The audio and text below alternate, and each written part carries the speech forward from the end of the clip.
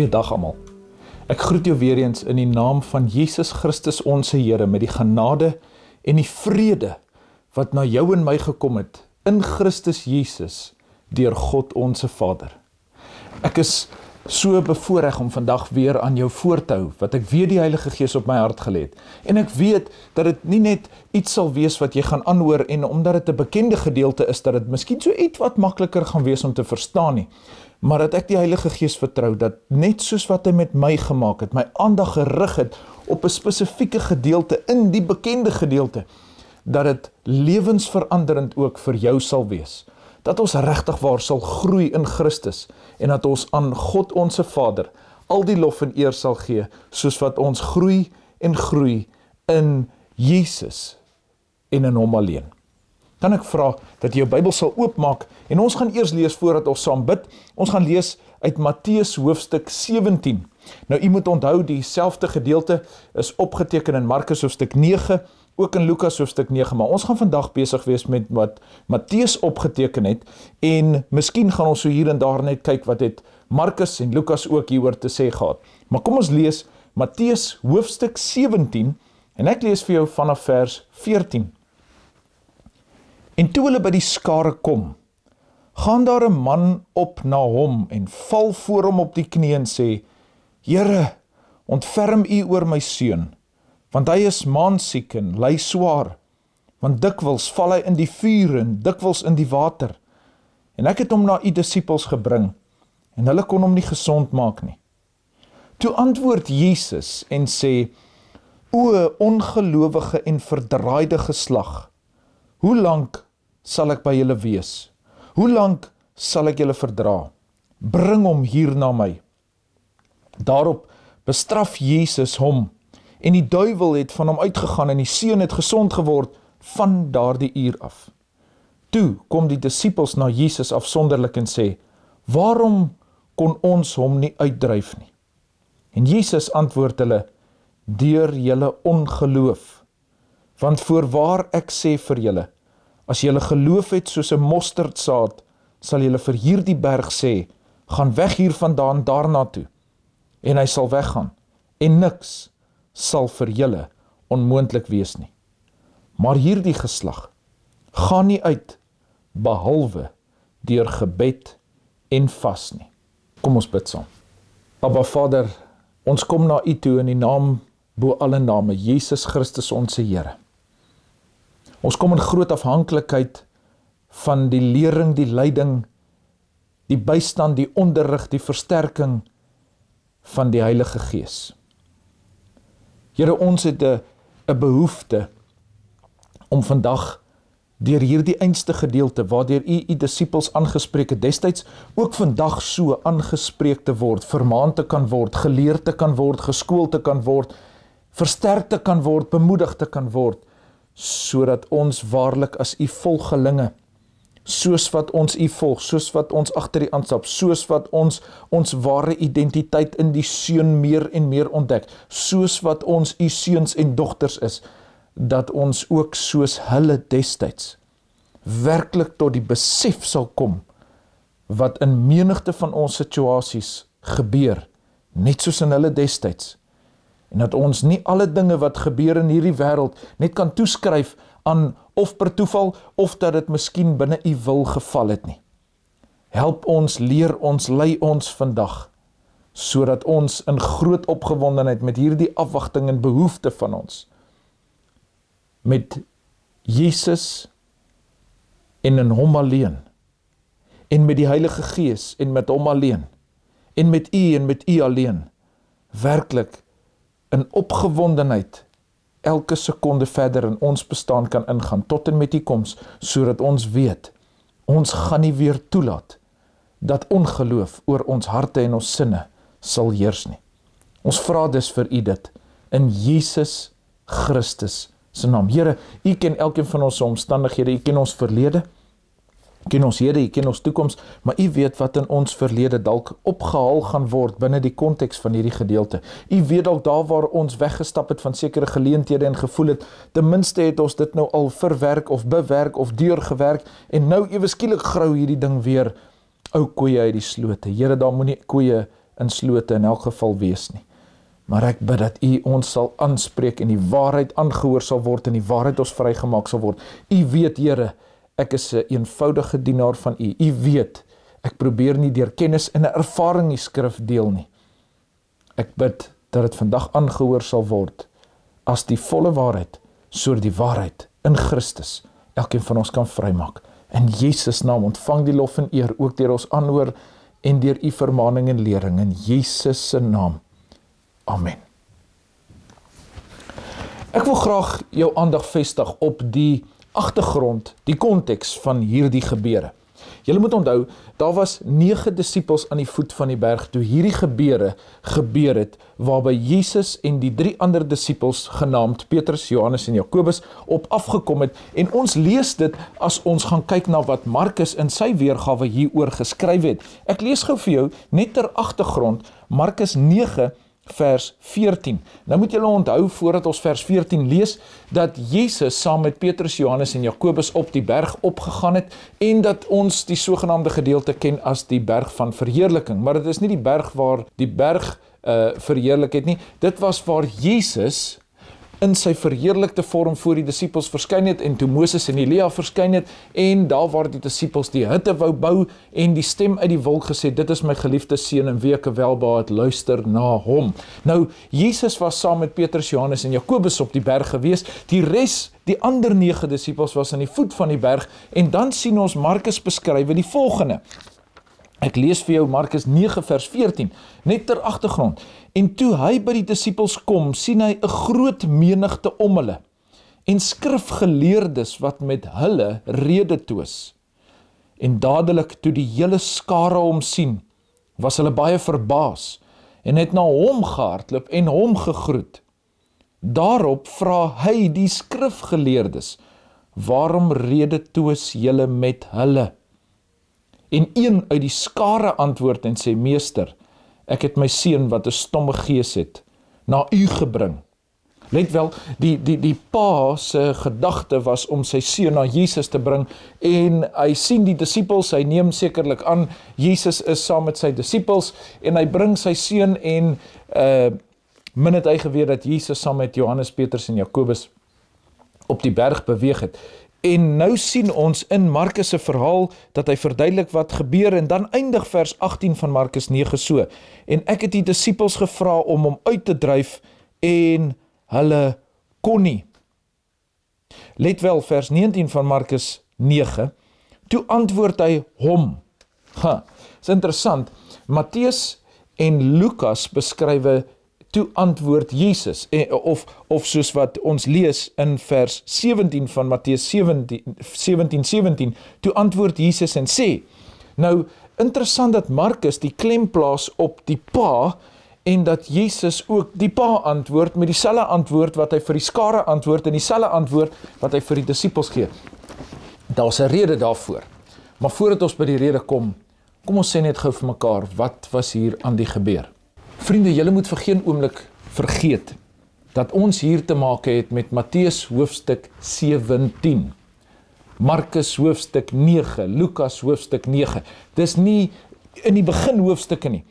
Jesus het al verskeie kere die disippels uitgestuur. Hy het hulle die opdrag gegee om in sy naam te gaan en om die volgende te doen. Ek wil graag vir jou lees in Matteus hoofstuk 10, en in Matteus hoofstuk 10 sal jy sien dat Jesus ook die disippels uitgestuur het, die 12 uitgestuur het, en vir hulle die volgende gesê het. Let wel, Matteus 10 vers 8 sê die volgende, maak siekes gesond, reinig malaatses, wek dooies op, luister mooi, dryf duiwels uit, julle het dit verniet ontvang, verniet moet julle dit gee. As julle gewonder het wat die groter konteks was, Jesus het eers ook vir hulle gesê, as jy Matteus 10 vers 7 lees, gaan preek en sê, die koninkryk van die hemel het naby gekom. Die manifestasie van die goeie nuus, die boodskap, die nuus waarmee Jesus die disippels uitgestuur het, was juis dat dit wat daarop sou volg, die feit dat hulle siekes kon gesond maak, die feit dat hulle duiwels sou kon uitdryf, die feit dat hulle die koninkryk boodskap sou bring, sou tot gevolg gehad dat die manifestasie daarvan rigbaar sou word. Jesus skenk aan hulle verniet, luister mooi die woorde, verniet het julle dit ontvang, verniet moet julle dit uitgee. Dit was nie 'n kwessie van dat die disippels gekwalifiseerd was, goed genoeg geskool was, Jesus hulle genoeg geleer het en dat hy hulle nou op die proef gestel het nie. Nee. Hy het verniet aan hulle die autoriteit gegee, soos wat hy vir jou en vir my opnuut die autoriteit gee, deur die Heilige Gees, wanneer ons tot bekering en tot geloof kom, in hom en wedergebore word. Hy het die autoriteit aan hulle gegee, om as sy diensknegte uit te gaan, in sy naam, met die Vader se boodskap, en die manifestasie daarvan sou volg. Verniet het julle dit ontvang, verniet kan julle dit uitgee. Die disippels het nie net daai ervaring gehad nie, daar was ook die keer waar Jesus die 70 disippels uitgestuur het. Maar ons gaan nie nou vandag daaroor praat nie. Al wat ek wil hê u moet verstaan is, dit was normaal vir die disippels die afgelope paar jaar. Dit was normaal vir die disippels om as volgelinge van die Meester, as volgelinge van Jesus die Christus, uitgestuur te word en om daagliks te kon beleef wat hy gedoen het, het hy ook vir hulle gegee om te gaan doen. Dit was normaal vir die disippels om met die opdrag van Jesus as sy volgelinge, nie as mense wat dit ook kon doen nie, maar as sy volgelinge, die koninkryk van die hemele, die boodskap van die Vader in die Seun, te kon bring aan die ganse mensdom. Hulle was gewoond aan wonderwerke, hulle was gewoond aan genesings, hulle was gewoond aan dooies wat opgewek word, en hulle was versekerd gewoond aan demone, wat onderdanig is aan die naam van die Seun van God, Jesus Christus. En toe gebeur hierdie dag, die dag waar hulle nie fisies by Jesus was nie, nie natuurlik die opdrag nou gekry het om hoe sê ons in Engels, in the meantime, hulle het nie die opdrag gekry om in the meantime nou te doen wat hulle gewoond was om te doen nie, maar hulle was gevra om te wag, terwyl Jesus vir Petrus, Johannes en Jakobus saamgeneem het.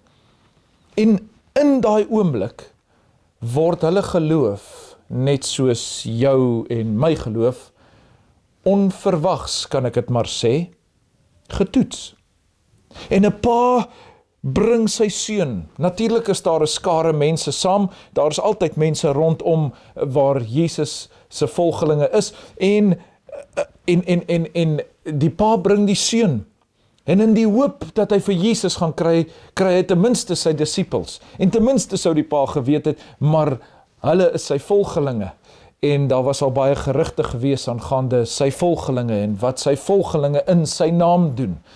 En die pa vertrou sy kind, die situasie, aan die disippels toe, en die disippels kry nie reg wat hulle van tevore al gedoen het nie. Die 9 disippels kry nie reg wat hulle van tevore by Jesus gesien het nie. Die 9 disippels kry nie reg wat ek en jy ook soms nie reg kry nie. En die probleem is, in die gebeurtenis sien ons dat daar al toe 'n rede twis begin. Ewe skielik word die skrifgeleerdes op hulle plek gesit, want nou het hulle die geleentheid om vir Jesus as hulle leermeester verkeerd te bewys. Net soos wat dit by jou en by my partykeer gebeur, waar dinge in die wêreld gebeur, waar jy gebid het, of ek gebid het, of ek en jy bedien het, en waar die manifestasie nie gebeur het nie, die verandering het nie gebeur nie, en wat is gou besig om dan te gebeur? Rede twis. En ek wil graag met dit in agtergrond weer teruggaan saam met jou na Matteus hoofstuk 17. Natuurlik het ons nie die hele gedeelte gelees nie. Natuurlik beskrywe Matteus dit nie so breedvoerig soos wat Markus dit ook beskrywe nie. Markus het 'n hele die fokus van Markus se evangelie is die gesprek tussen Jesus en die pa. Dat die pa ook aangespreek was oor sy ongeloof, dat die pa ook vir Jesus gesmeek het en met trane in sy oë gevra het, Here, kom my ongeloof te hulp. Wat 'n kosbare gebed is dit nie? Wat 'n kosbare gebed is dit nie? Miskien kan ek dit net gou vir jou lees. Markus hoofstuk 9. Ek lees net gou dit vir jou. Geen skaamte om dit vir die Here te sê nie, vers 24. En dadelik roep die vader van die kind met trane uit en sê, ek glo, Here, kom my ongeloof te hulp.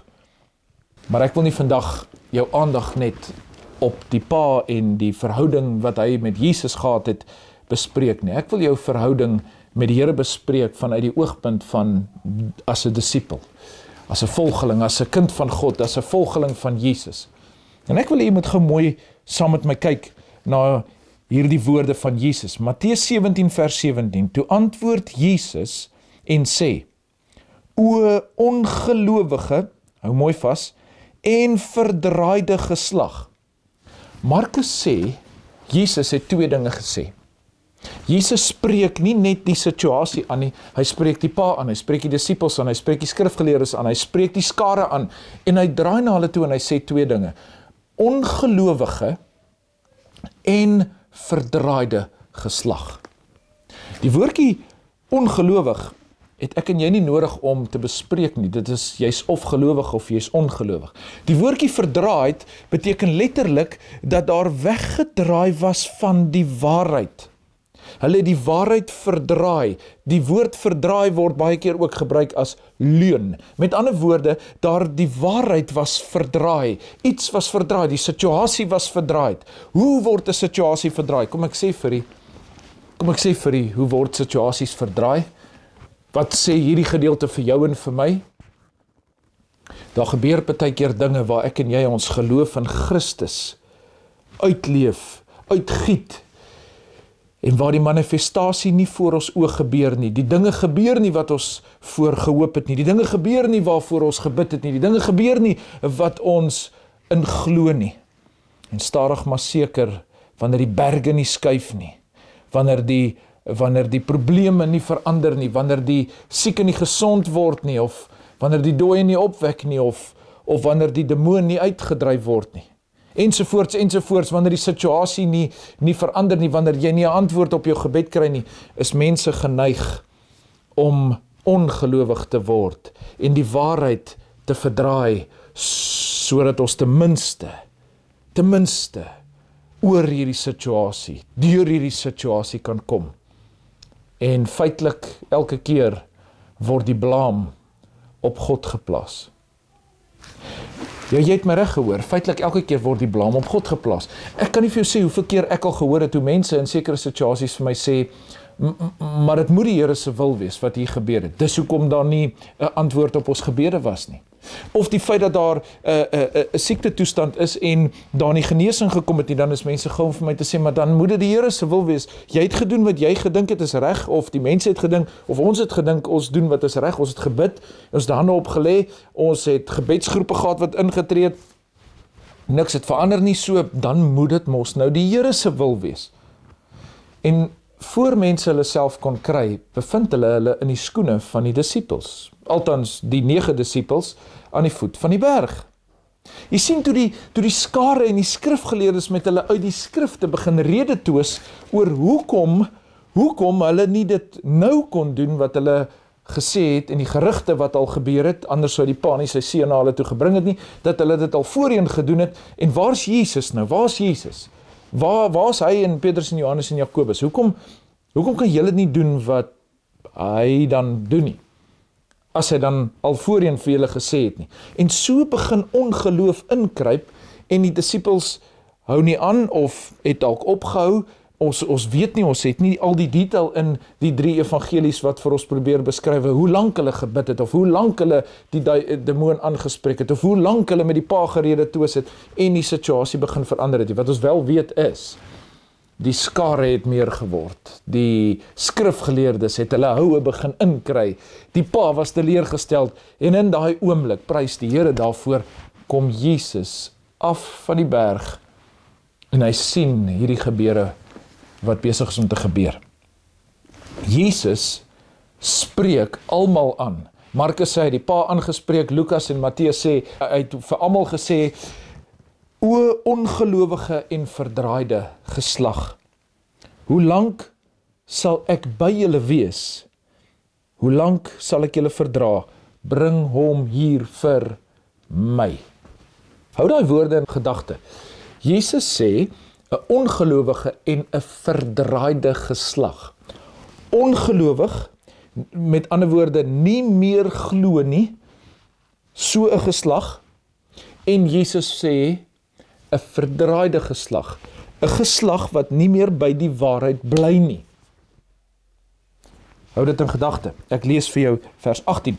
Daarop bestraf Jesus hom, die demoon, en die duiwel het van hom uitgegaan en die seun het gesond geword van daardie uur af. As jy nou meer detail wil hê oor die manifestasie van wat Jesus hier gesê het, dan moet jy nie Matteus se weergawe gaan lees nie, dan moet jy Markus se weergawe gaan lees, en jy sal sien dat toe Jesus hom aanspreek, het die seun op die grond geval, en daar was 'n erge demoniese manifestasie. Nietemin, ek wil nie ons aandag op dit vestig nie. Ek wil juist die aandag vestig op wat ek en jy nie moet toelaat, ooit met ons moet gebeur nie. Ek wil graag hê ons moet ons aandag vestig op wat die disippels wel daardie dag reg gedoen het. Wat hulle wel daardie dag gedoen het, wat so min vandag ook gebeur. In plaas van om weg te kruip, in plaas van om met skaamte huis toe te gaan, in plaas van om te dink, hulle gaan nooit weer dit waag om vir iemand te bid nie, nooit weer te waag om hulle hande op iemand te plaas nie, nooit weer te waag om deur die leiding van die Heilige Gees in te spreek in situasies in 'n mense se lewens nie. In plaas daarvan dat dit gebeur, want jy sien vriend en vriendin, dit is wat Here op my hart gelê het om met jou oor te praat vandag. Ek weet nie wat het skeef geloop, of wat het al menigte kere in jou lewe gebeur as volgeling van Jesus nie, maar ek kan met jou assosieer en vir jou sê, daar is die gedeeltes, daar is die gebeurtenisse, daar is die goed wat gebeur, wat partykeer maak, dat ons na so 'n situasie dalk juis nie besef, dat ons ongelowig en verdraaid begin raak het, en so 'n geslag begin huisves het. Weet jy hoekom? Want daardie gebeure laat ons partykeer dink, ek sal nooit weer dit waag om vir iemand te bid nie. Ek sal nooit weer dit waag om my hande op iemand te plaas en te sê, in die naam van Jesus word gesond nie. Ek sal dit nooit weer waag om 'n duiwel aan te spreek nie. Ek sal dit nooit weer waag om gehoorsaam te wees aan die opdrag van die evangelie nie, want miskien is die les wat ek moes leer, dit was nie die Here se wil nie. Ek kan nie vir jou sê hoeveel keer ek al in my kort lewe gehoor het, dat mense bereid is om te sê, as gevolg van dit, wat nie gebeur het nie, as gevolg van dit wat moes gebeur het, gaan ek net bloot eenvoudig nooit weer iets doen, as ek nie met absolute sekerheid weet wat die Here wil hê ek moet doen nie. Nou, die laaste gedeelte van daardie opmerking is 100% waar, 100% waar. Maar die vorige opmerking van ek gaan nooit weer as gevolg van daai dag of van dit wat daar gebeur het, of waar mense geneig is om die hele gebeurtenis in 'n baie slegte verlede weer op te haal en te sê, maar hulle gaan as gevolg van dit, gaan hulle nie weer dit doen nie, besef hulle nie dat ongeloof is besig om in te kruip en hulle is besig om die waarheid te verdraai nie. Wel, terug by die disippels. Vers 19. Toe kom die disippels na Jesus afsonderlik en sê, waarom kon ons hom nie uitdryf nie? Vriende, hierdie woorde van die disippels het hulle nie net daar gevra nadat die seun genees aan die Vader teruggegee was nie. Trouwens, die disippels het nie eers hierdie vraag vir Jesus gevra toe hulle huiswaarts gekeer het en nog op pad was huis toe nie. Jy moet gerus Markus 9, miskien moet ek dit net lees, sal jy sien hoekom ek dit sê. Prys die Here vir die detail van die evangelies. Ek lees vir jou wat sê vers 28 van Markus 9. En toe hy in die huis kom, vra sy disippels hom afsonderlik, waarom kon ons hom nie uitdrywe nie? En hy sê vir hulle, hierdie geslag kan deur niks anders uitgaan as deur gebed en vas nie. Maar wag, voordat ons nou daaroor praat, toe hulle in die huis gaan. Nou Matteus, Markus en Lukas gebruik die Griekse woordjie idios eintlik. Idios beteken privaat, persoonlik, afsonderlik, enkelvoud. Ek sê nou enkelvoud. Jy sien, jy moet verstaan wat hier opgeteken is. Die 9 het nie toe aan tafel vir Jesus kom vra nie, afsonderlik. Die woordjie idios beteken letterlik dat elke een van hulle, elke een van daardie 9, het individueel na Jesus toe gekom en dan hom dieselfde vraag gevra. Nie 2-2 nie, nie 3-3 nie, nie in die volle 9 nie, hulle het afsonderlik. Nee, dit was nie omdat hulle eer so 'n bietjie gekrenk was nie, dit was nie omdat hulle geestelik nou heeltemal moed verloor het nie, hulle wou weet. Maar hulle doen iets wat ek en jy moet leer by hulle. Ek wil graag vandag vir jou in die oë kyk en vir jou vra, asseblief liewe broer en suster, leer om afsonderlik vir Jesus die waarom, die hoekom, die wat vra ook te vra. Leer om vir hom te vra. Nee, ek sê nie, jy moet nie met ander mense praat nie, maar pas op, dat ons dikwels ons antwoorde probeer soek by diegene wat dieselfde as ons voel.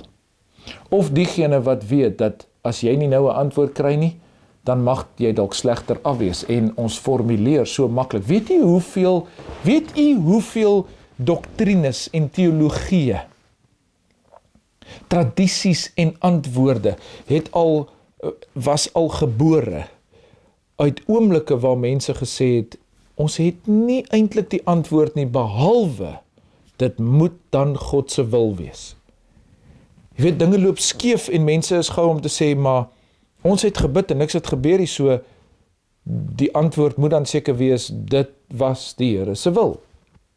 Nou wel, net so is daar mense wat sê, hulle wou sekere dinge gedoen hê, en dit het nie gebeur nie, of hulle het juis gehoop dit gaan nie gebeur nie, en dan het daar goed gebeur, en dan skryf hulle dit toe ook aan, dit moet dan seker die Here se wil wees. Miskien is jy een van hulle. Ek weet, ek was daar, ek was vir baie lank in my lewe daar. Ons is mos gou om te sê, alles wat gebeur is die Here se wil. Alles? Regtig? Met ander woorde, as daar dinge verskriklik skeefloop teen die wil van God in die wêreld, is dit God se wil? Hoor my mooi, vriende. Daar's baie mense wat probeer dinge toeskryf asof dit die Here se wil was. Maar dan wil ek jou vra oor hierdie gedeelte. Kom, vat nou hierdie gedeelte. God se wil word klinkklaar bevestig 9 hoofstukke vroeër, toe Jesus die disippels uitstuur met die opdrag wat hulle moet gaan doen terwyl hulle die koninkryk van die hemele en die evangelie bekend maak. Die wil van God kon nie op die voet van die berg gebeur nie omdat Jesus nie by was nie. Die wil van die Here het nie gebeur en gemanifesteer nie as gevolg van 'n ongelowige en verdraaide geslag. Want Jesus vra nie vir nie die vraag vir hulle, hoe lank moet ek nog by julle wees? Hoe lank sal ek julle verdra nie? Dis baie direkte woorde daai, woorde waar Jesus sê, hoe lank moet ek nog hierdie ongeloof van julle verdra? Hoe lank moet ek nog hierdie verdraai van die waarheid verdra? Maar, kom ons lees gou, wat staan daar in vers 19, net weer 'n keer. Toe kom die disippels na Jesus afsonderlik. Elkeen en hulle vra, waarom kon ons hom nie uitdryf nie? Jy weet, vriende, ek is effe verbaas toe ek al 3 weer hierdie woorde lees, hierdie evangelies lees. En ek vra myself die vraag af, die disippels het nie een vir Jesus kom vra, wat het u bedoel toe u gesê het, ongelowig en verdraaide geslag nie? En ek besef toe, maar hulle moes geweet het wat Jesus daardeur bedoel. Dis nie asof hulle moes gesê het, maar Here, ons het aanhou glo, ons het dan geglo, ons kan dit doen nie. Nêrens sien ek dat hulle vir Jesus probeer vra rondom die feit dat hy gesê het, ongelowige en verdraaide geslag nie. Hulle wou weet, hoekom kon hulle dan nie die demoon uitdryf nie?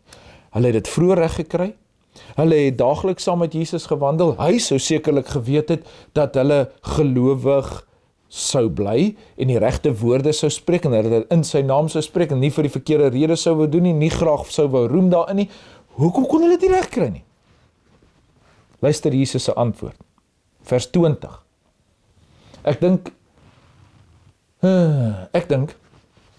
daar mag 'n rede wees hoekom ons nie afsonderlik na Jesus toe wil gaan nie, en eerder met mense wil gesels oor, wat dink hulle, hoekom het dit nie gebeur nie, of mense se teologie wil aanneem, aanneem en dan wil sê, maar dit moes die Here se wil gewees het, dat hierdie en hierdie ding dan moes gebeur het, want ons het gebid en kyk, dit het nog steeds gebeur, so dit moet God se wil wees. Of dit het nie gebeur nie, skies tog, kan jy jou indink as die disippels vir die pa moes sê, meneer, ons vra om verskoning, ons gaan nou ophou om hierdie demoon te probeer uitdryf, ons gaan nou ophou om te bid, ons gaan ophou om ons hande op hom te lê, ons gaan ophou om te sê in die naam van Jesus gaan uit, of ons beveel jou om stil te bly. Ons kry die idee. Ek dink ons kry die antwoord. Kan jy jou dink as Filippus en Nathanael so gesê het, ons kry die antwoord, en Andreas kom by en Andreas sê, ja, meneer, ons vra groot om verskoning, ons moes geweet het, dit is die Here se wil, jou kind moet so bly. Regtig? Nee, dis nie die geval nie. Wat ek wel vir julle kan sê is, een vir een, kom die disippels na Jesus in die huis, die antwoord van die meester bly dieselfde. Jesus sê vir hulle, vers 20, deur julle ongeloof. Nee, Here, dis nie wat ons wil hoor nie. Here, ons wil nie hoor deur ons ongeloof, ons wou weet het, moes ons eers gesê het, ons bind jou in Jesus naam, en dan hom probeer uitdryf het, want miskien het ons net gesê, in die naam van Jesus gaan uit hom uit, ons moes hom eers gebind het, of ons moes eers dit gedoen. Ons wil nie hoor, deur julle ongeloof nie. Here, ons het dan geglo, ons het dan probeer, hoe kan u sê, ons die geloof nie? Wag. Geloof, en om die waarheid te verdraai, is nie net twee goedjies wat Jesus sommer net ligtelik gesê het nie. Jesus het dit gekoppel aan wie hulle was. Jy het my reg gehoor. Die woordjie geslag beteken letterlik, hulle het ongeloof en 'n verdraaide waarheid begin huisves. En dit gebeur so maklik. Kyk maar na jou situasies waar jy ook die Here vertrou het vir sekere dinge, of gehoop het op sekere dinge, en die antwoord het nie gekom nie, en hoe maklik daai stemme, en daai twyfel, en daai dinge by jou kan inkom, en jou geloof probeer beroof, sodat jy net nie nog 'n keer moet iets doen nie, nog 'n keer moes bid nie, en dat dit amper was, ek twyfel nou of dit ooit die Here se wil was. Jy sien, daar is waar baie mense hulle self vandag beleef, groot stuk twyfel. En dan skrywe Jesus se broer Jakobus, ag, dit louter vreugde broers, wanneer ek hoor hoe julle in allerlei versoekinge, dis 'n versoeking van die duiwel, om nou van jou geloof afstand te doen. Hy sê, dit louter vreugde, wanneer ek hoor hoe julle in allerlei versoekinge val, want as julle geloof die toets deurstaan, bewerk dit lydsaamheid. Maar, Jesus sê vir sy disippels, deur julle ongeloof, kyk nou wat staan na die kommapunt, want, voorwaar ek sê vir julle, as julle geloof het, nie omdat julle geloof het nie, Jesus vra nou vir hulle, as julle geloof het, en die antwoord bly tot vandag toe dieselfde, as julle geloof het, soos 'n mosterdsaad, sal julle vir hierdie berg sê, gaan weg hiervandaan daarna toe, en hy sal weggaan. Kyk gou hoe maklik kom daardie twyfelagtige stemme en dinge weer by jou op, as ek die volgende gaan lees uit die woord, en hoe maklik dit is, dat jou geloof juis aangeval word in hierdie oomblik. Kan jy glo, dat terwyl ons besig is om die waarheid met mekaar te deel, is die versoekinge daar, dat die geloof van ons in Christus Jesus beroof moet word. Klink soos die gelykenis van die saaier, hoe Jesus vertel waar die saad van die woord op verskeie plekke val. Luister wat sê Jesus. En niks sal vir julle onmoontlik wees nie. Niks sal vir julle onmoontlik wees nie. Voordat jy vir my sê, wag, nee, maar dit het nou niks hiermee te doen nie. Luister gou vers 21. Maar hierdie geslag gaan nie uit behalwe deur gebed en vas nie. Dis maar interessant, hoeveel gelowiges en hoeveel Christene en hoeveel boeke en dinge is al geskrywe oor daardie versie. En hoeveel mense se aandag en kommentare is gevestig op die demone, om te sê dat hierdie geslag kan nie uitgaan nie. Nou, ek gaan vir u sê, die geslag waarvan Jesus praat, is die geslag waarvan in vers 17 gepraat het, 'n ongelowige en 'n verdraaide geslag. Die rede hoekom Jesus sê hierdie geslag, 'n ongelowige en 'n verdraaide geslag, kan nie uitgaan, hulle wou 'n demoon uitdryf. Jesus dryf die demoon uit. Dit wat uit hulle moes kom, dit wat uit my en jou moet kom, kan nie uitkom. Ongeloof en 'n verdraaiing van die waarheid kan nie uitkom behalwe deur gebed en vas nie. Hoor die eenvoud van die evangelie. Hoekom gaan hierdie nie oor die demone nie? Daar's baie mense wat gaan sê, nee, Jesus praat hier van, hulle het nie genoeg gebid nie en hulle het nie genoeg gevas nie. Dis nie wat daar staan nie. Die geslag en die geslag is dieselfde woord, dit word gekoppel aan hulle ongeloof en hulle verdraaiing van die waarheid.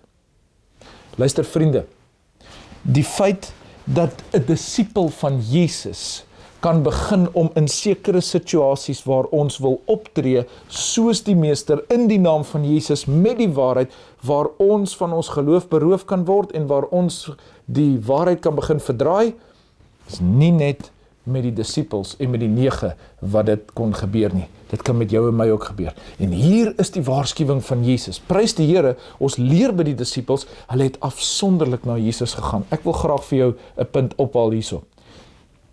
Leer om afsonderlik na Jesus te gaan. Leer om na hom te gaan en vir hom te vra, Here, hoekom het dit nie gebeur nie? Hoekom het dit gebeur? Hoekom kon ek nie? Of hoekom, wat is dit, Here, wat U aan my wil uitwys? Nie begin om die waarheid te betwyfel van wat Jesus reeds vir hulle gesê het om te doen nie. Vriende, Jesus het juis vir sy disipels uitgestuur en vir hulle gesê dat hy vir hulle die kosbare evangelie toevertrou en dat hulle kon beweeg en hy sê, julle het dit verniet ontvang, verniet het ek julle dit gegee. Jesus het nie daai dag vir die disipels gesê, ek het vergeet om daai eerste paar kere toe julle ook met demone besig is en met hulle besig was, ek het vergeet om vir julle te sê, daar is sekere demone wat baie sterker is en ongelukkig het ek nou vergeet om vir julle te sê, dat hierdie spesifieke, kyk nou hierdie ene, wat nou in hierdie seun was, julle moes eers gevas en gebid het nie. Nee, Jesus het hulle aangespreek op grond van hulle ongeloof en 'n verdraaiing van die waarheid. Ek wil jou vandag aan die oog kyk, liewe vriend en vriendin, ek is nie hier om jou te oordeel nie, maar ek wil net vir jou sê, uit my eie lewe kan ek vir jou sê, daar is menigte kere, en ek roem glad nie daarin nie, ek bely dit teenoor jou, daar was menigte kere, waar ek my ore en my oë meer uitgeleen het teenoor ander mense, wat saam met my gehoop en gebid het vir sekere dinge, en as nie gebeur het nie, dat ons amper vir mekaar sê, maar miskien is dit die Here se wil gewees. Vandag kan ek vir jou sê, hoe ongelowig en verdraaid kan so 'n opmerking nie ook wees nie. Jy sien, die disipels moet hoor, hierdie geslag, daardie geslag wat julle nou besig is om te huisves, daardie wat julle gedink het, hoekom kan ons nie die demoon uitgedryf het nie, daar is iets wat ook in julle besig is om te heers. Daar is 'n ongelowige en 'n verdraaidheid van die waarheid wat binne in julle besig is om te heers. En weet jy, ons moet weet dat Jesus dit nie ligtelik gevat het nie toe hy sê, behalwe deur gebed en vas. Nou, iemand onthou, die disipels het saam met Jesus beweeg. Daar's menigte kere, onthou julle daai gedeelte waar die disipels van Johannes en waar die fariseërs ook gekom het in Matteus 9 en waar hulle vir hom vra, waarom vas die fariseërs dikwels, maar u disipels vas nie? Nou, ek is nie hier om vandag te praat oor vas en bid nie, maar ek wil vir u sê wat die Heilige Gees my aandag op gevestig het. En as dit net ek is wat daaroor opgewonde is, then so be it. Maar ek is regtig opgewonde dat ek dit ook met jou kan deel, want jy sien, hier is wat die Here my aandag op gevestig het. Die disipels was die hele tyd by Jesus. Hulle het nie gevas terwyl Jesus so by hulle was nie, maar Jesus het gesê, daar kom daar waar hulle sal vas, en baie mense maak 'n groot storie oor dat hulle vas nie meer nie, want ons is nou, hoe sê hulle in Engels? We're not fasting anymore, we're feasting in the Lord. Ek dink, dit is miskien ek verstaan waar dit vandaan kom, maar ek dink nie dit is die volle waarheid nie. Omrede Jesus self gesê, daar gaan tye kom waar sy disippels vas. Ek sien in Handelinge waar die disippels nog vas, en dit is 'n baie persoonlike ding, want Jesus het ook gesê, moenie soos die fariseërs wees as hulle vas nie, skeer jouself en gaan na, dis tussen jou en die Here. Die punt is, wat Jesus vir al 9 hierdie disippels gesê het, afsonderlik, is dat dit wat binne in hulle begin heers het, nie sou uitgaan, behalwe deur gebed en vas nie. Hier is die dinge wat die Heilige Gees my aandag op vestig. 2 dinge. Wat doen ons as ons bid? Wat doen jy as jy bid? Wees net gou dood eerlik. Of jy nou alleen is en of jy saam met 'n groep mense is. Want dit kan maklik gebeur, soos wat met die disippels gebeur het. Jy sien, die disippels, 9 van hulle was saam. 9 van hulle het probeer.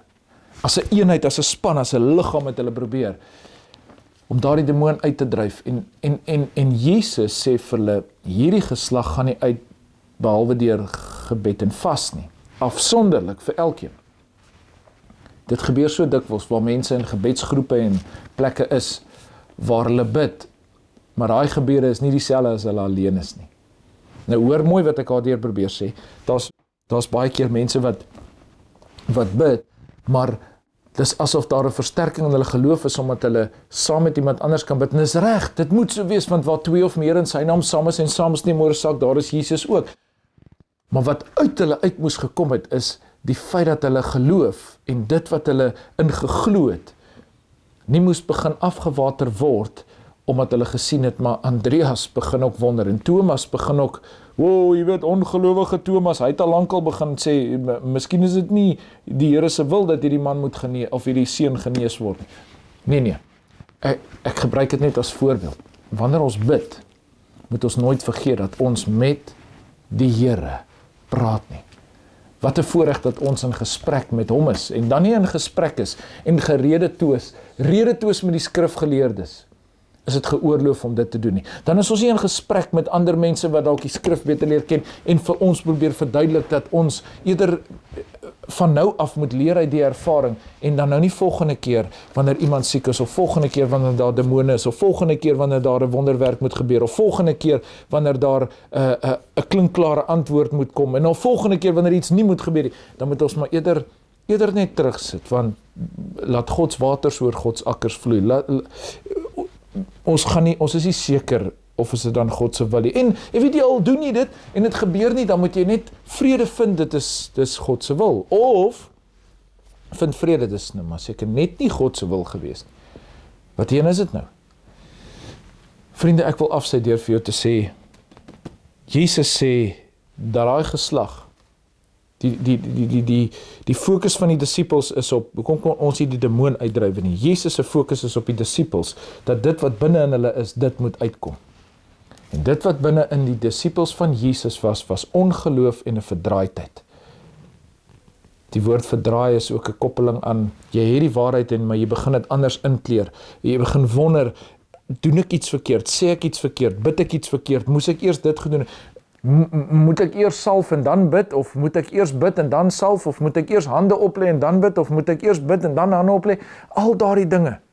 En Jesus sê vir hulle, weens hulle ongeloof en verdraaidheid, daai geslag gaan nie uit behalwe deur gebed en vas nie. Nou kom ons terug by die vas gedeelte. Wat doen 'n mens as jy vas? Klein, eenvoudig, ek is nou nie hier om lesse of te praat oor die diep detail van vas nie. Ek vra net vir u.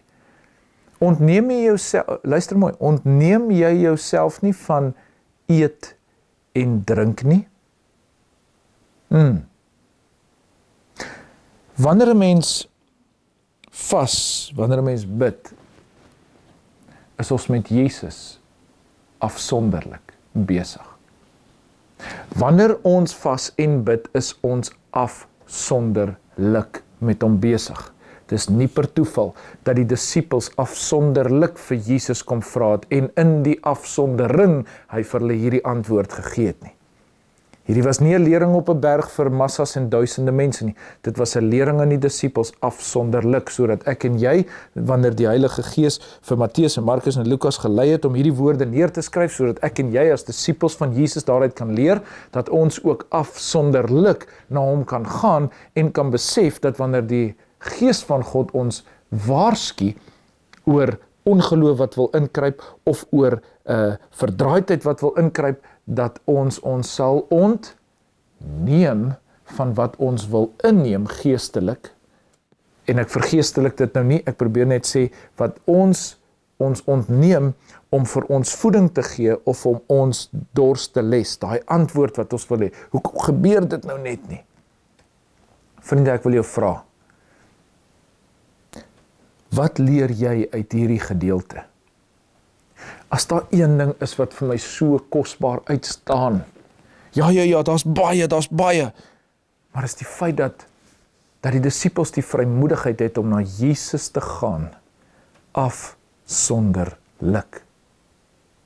Dis die gedeelte wat vir my so uitstaan, dat die disippels, een vir een, dat hulle by Jesus leer, dat daar is ongeloof. En dat as hulle geloof het, so groot soos 'n mosterdsaad, dan sal die situasie anders wees. En niks sal vir hulle onmoontlik wees nie. Daar staan nie, en hy sal weggaan en niks sal vir God onmoontlik wees nie. Niks is vir God onmoontlik nie. maar vir ons, en hierdie geslag, nie die demoniese geslag nie, die geslag, dit gaan nie uitkom sonder gebed en vas nie. Beide dinge waar ons ontneem van om ons antwoord by ander of van die wêreld of uit die situasie te neem, ons nie te voet uit die omstandighede en opsommend probeer dink, het dit nou, was dit dalk nou omdat ek nie so gemaak het nie, en dan later dan swaai ons oor en ons dink, nee, maar dit is maar net die Here se wil. Dis nou maar al wat ons moet sê daaroor. Dit en gebed. Dat ons sal aanhou, terwyl ons oë op Jesus hou, dat ons ook sal aanhou om ons hart tot hom te rig, om van hom te hoor, om met hom te praat. Ek wil afsluit deur vir u te sê, ek hou daarvan om, altyd as iets in Matteus opgeskrywe is, en in Markus opgeskrywe is, en in Lukas opgeskrywe is, dan is ek versot daarop, om alles te lees, sodat ek die volle detail daarvan kan verstaan. En ek het iets gelees in Lukas, wat vir my nogal redelik opgeval het oor hierdie gedeelte. En die rede hoekom ek ook glo Jesus die klem ook laat val het, oor hoe sy disippels, wat dalk in geloof begin het, wat regtig waar met opregtheid begin het, aangespreek het, want al drie die tekste sê, hulle kon dit nie doen nie. Dis nie dat hulle gesê het, nee, ons weet nie hoe nie. Hulle het presies geweet hoe. Hulle het hom juist gevra, hoekom kon hulle dit nie doen nie? Hoekom het dit nie gewerk nie? Lukas 9 vers 37, en op die volgende dag, toe hulle van die berg afklim, kom 'n groot skare hom tegemoet. Nou vriende, dit is wat vir my nogal uitstaan.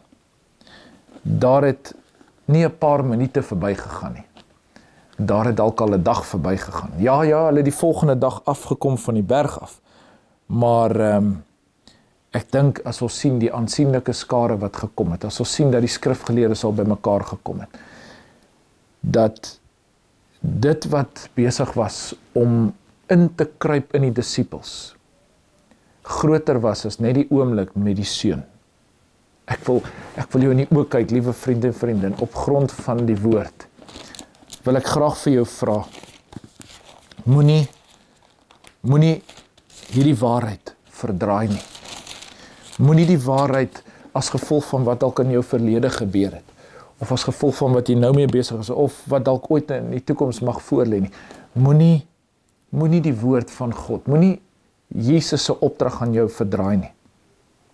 Trouwens, ek wil vir jou sê, Jesus se opdrag aan al 12 die disippels het nie verander na die dag nie. Hy het hulle weer uitgestuur. Daai 9 was deel, 8 wat oorgebly het, saam met die ander 3 wat 11 is, want Judas Iskariot het homself gehang.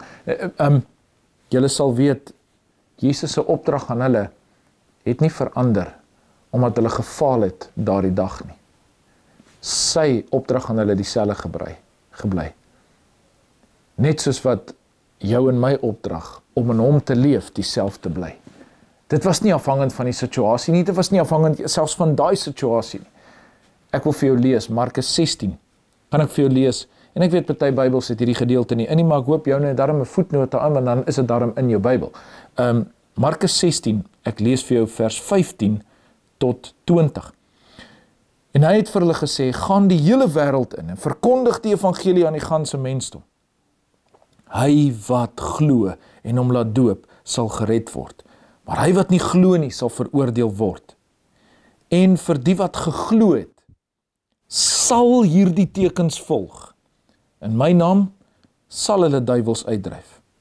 Met nuwe tale sal hulle spreek, slange sal hulle opneem, en as hulle iets dodeliks drink, sal hulle geen kwaad opdoen nie. Op siekes sal hulle die hande lê, en hulle sal gesond word. Nadat die Here dan met hulle gespreek het, sy opgeneem in die hemel, en het gaan sit aan die regterhand van God. Maar hulle het uitgegaan, en oral gepreek, en die Here het saamgewerk, en die woord bevestig, deur die tekens wat daarop gevolg het. Amen. Hoor jy wat staan daar? Nadat die Here dit gespreek het, is hy opgeneem in die hemel, en het gaan sit aan die regterhand van God. Die vorige keer het Jesus saam met die disippels opbeweeg, en hy was op die berg, hulle was onder op die voet van die berg. Die opdrag het nie verander nie. Maar wat so kosbaar is die getuienis. Die getuienis is nie die getuienis van Matteus 17 nie, is nie die getuienis van Markus 9 nie, is nie die getuienis van Lukas 9 nie. Hierdie getuienis klink so. Maar hulle het uitgegaan en oral gepreek. En die Here het saamgewerk, luister mooi, en die woord bevestig. Die Here het die woord bevestig deur die tekens wat daarop gevolg het. Dit wat gevolg het deur die woord wat hulle gedeel het. Die manifestasie daarvan was omdat daar geloof was. Was omdat daar die waarheid gebring was. Die manifestasie sou nie gebeur het as ongeloof en verdraaidheid nog steeds daar geheers het nie. Maar die les wat geleer word, die Hidu les wat geleer word, is gaan in afsondering na die Here toe. En moenie toelaat dat ander of ons omstandighede, of ons gebeure, of ons teleurstellings, of ons dinge altyd toegeskrywe word aan, het moes maar die Here se wil gewees het, want ons het dit gedoen, en ons kon nie, en toe kom hierdie skrifgeleerde, en hulle sê maar, omdat ons dit verkeerd doen, en ensovoorts. Nee. Kom ons gaan na Jesus toe, in afsondering. Afsonderlik, en ons vra vir hom, waarom kon ons nie dit nie? Waarom het dit gebeur? En mag die Seun van God ook vir jou en vir my antwoord, maar moenie weghardloop van die waarheid nie. Ons moet nie weghardloop van die feit. Ek weet nie of ons partykeer bang om te hoor dat Jesus vir ons ook gaan sê, deur jou ongeloof. Here, hoekom het dit? Deur jou ongeloof, Neil. Want daardie geslag, 'n verdraaide geslag, 'n ongelowige geslag, gaan nie anders uit as deur gebed en vas nie. Neil, gaan jy jou, of liewe hoorder, gaan jy jou begin ontneem van waarmee jy vol word, jou honger en jou dors les in hierdie wêreld, as gevolg van jy wil antwoord op jou situasie. Is dit waarmee jy jouself voed, omdat dinge nie in die verlede reg gebeur het nie, en jy dink, ek het genoeg gehoor by ander mense, ek het vol geword, ek het amper geëet wat hulle vir my gesê het, gedrink wat hulle gesê het, want dit moet die Here se wil wees, of is ons besig om ons af te sonder, en in gebed met die Here besig te wees, en vol te word van wat hy ons gee. Is ons bang om die waarheid te hoor? Ek is bly oor die waarheid, want die waarheid maak vry. En daarom wil ek jou bemoedig om vandag vir jou te sê, as jy dalk in die verlede gefaal het, as jy dalk in die verlede gedoen het wat die disippels gedoen het, en jy kan nie verstaan hoekom werk dit nie, en die volgende keer het jy gedink, ek gaan nog een keer probeer en dit werk nie, en jy dink later, maar jy gaan eerder nooit weer vir iemand bid nie, en nooit weer doen wat die Here eintlik gesê het, hoe sy disippels hoort op te tree nie, en hoe die Heilige Gees vir jou lei om dinge te doen, en jy dalk net voel, maar dit is dalk beter en veiliger om stil te bly, dan wil ek jou vandag bemoedig. Gaan afsonderlik na die Here toe. Praat met hom oor daardie teleurstellings. Vra vir hom, want hy is die een in wie ons gerig en gestig en opgebou word. Hy is die een wat deur sy wonde vir ons genesing gebring het. Hy is die een wat vir ons volkome kan herstel, sodat ons volkome kan leef in hom, en sodat ons, soos sy disippels, ja, soos daardie 9 ook, ek dink dalk meer as die res, ek sal nie weet nie, al wat ek weet is, dit staan hier, dat ons soos hulle die volgende kan wees, die volgende kan doen, kan uitgaan, oral preek, en Jesus met ons saamwerk, en die tekens daarop volg. Ja, Here, ons glo wat U vir ons gesê het, ons glo in die opdrag waarmee U ons gee, ons glo in die leiding van die Heilige Gees, ons glo die Gees gaan ons in die waarheid lei, ons gaan nie 'n verdraaide geslag wees nie, ons gaan nie 'n ongelowige geslag wees nie. Kom ons leef met die wonder dat Jesus met ons saamwerk. As ons bly in geloof in hom. Sonder geloof kan ons God nie behaag nie. Maar dat ons in geloof ons sal beroep op die Seun van God. Dat ons na hom sal luister en dat sy stem die een sal wees wie ons volg. Ja, dat die skrifgeleerdes en nie mense in die omstandighede wat met ons begin rede twis in die skare wat vir ons begin sê, maar dis dalk so en dat ons nie sal beroem op om net te sê, dis dan seker die Here se wil nie, dis dan seker nou maar sy wil nie. Die Here bly dalk nou stil, want nee is ook 'n antwoord, of stil bly is ook 'n antwoord. En hoor my reg, vriende, dalk in jou geval het jy daai absolute vrede dat dit regtig God se plan is. Dan bly jy daarby, dan staan jy daarby. Maar ons moet ophou om die waarheid te verdraai, sodat dit inpas by die manifestasie van die oomblik. Want jy moet besef, jou stryd is nie teen vlees en bloed nie, maar teen die owerhede en die magte, teen die bose geeste in die lig.